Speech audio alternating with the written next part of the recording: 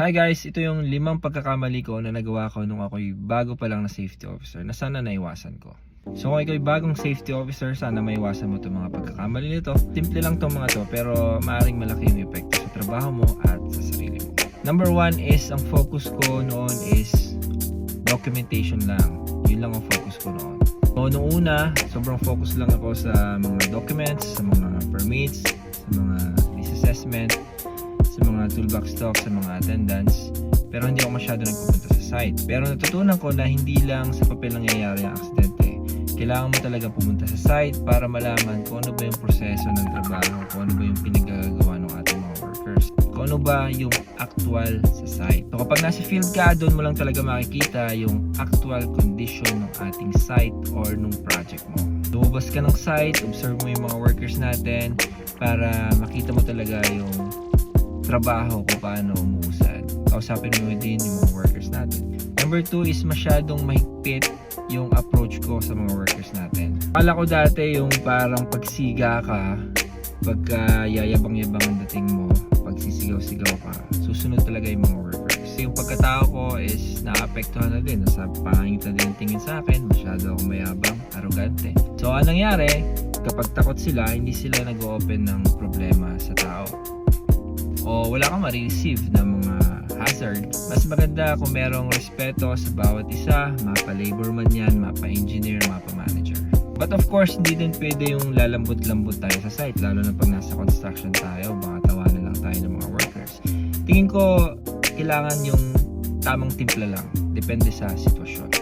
Number 3 is, hindi simple yung aking mga explanation sa mga workers. So, yung mga trainings at yung mga toolbox talks ko, ginagamitan ko ng mga terminologies na tingin ko nagiging mas professional ako tingnan. Pero mali pala, may mga tao na hindi na nagtatanong kung ano ba yung ibig sabihin ng mga pinagsasabi ko, na hindi ko alam na napakalayo na pala, hindi na din nila alam yung mga pinagsasabi ko.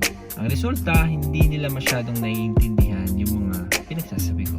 Kaya natuto ako, pinipilit kong ayusin yung toolbox topic natin na mas simple at gumamit ng mga simpleng words. Mag-demo kung kinakailangan at try natin yung best natin na maintindihan nila yung mga pinagsasabi natin.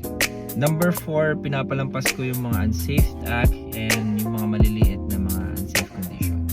So yun na nga, yung mga maliliit na hazard pinapalampas natin, pero maaari pala mas maging malaking problema yun in the future. Kaya kung tingin mo may mali, ayusin natin. I-stop natin yung unsafe act or yung operation kung kinakailangan, then follow up natin yung corrective action. Number 5, akala ko as safety, alam ko na ang lahat. Malaking bagay na natutunan ko is yung actual experience sa site, especially yung mga matatanda or may edad na or matagal ng mga workers sa ating kumpanya. Madami kang matututunan sa kanila.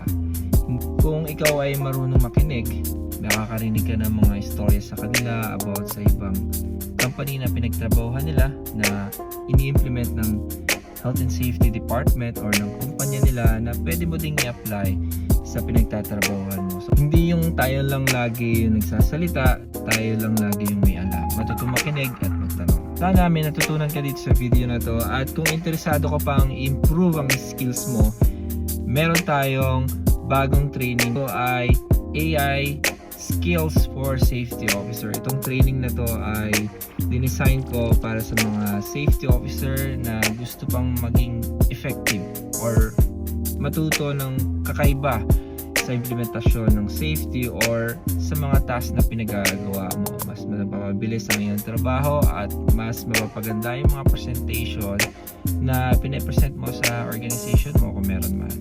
So kung gusto mong matuto, mag-message ka lang or i-click mo lang yung link dun sa ating profile at i-assist kita para magka-access ka dun sa ating training. So ayun lang, and have a nice day.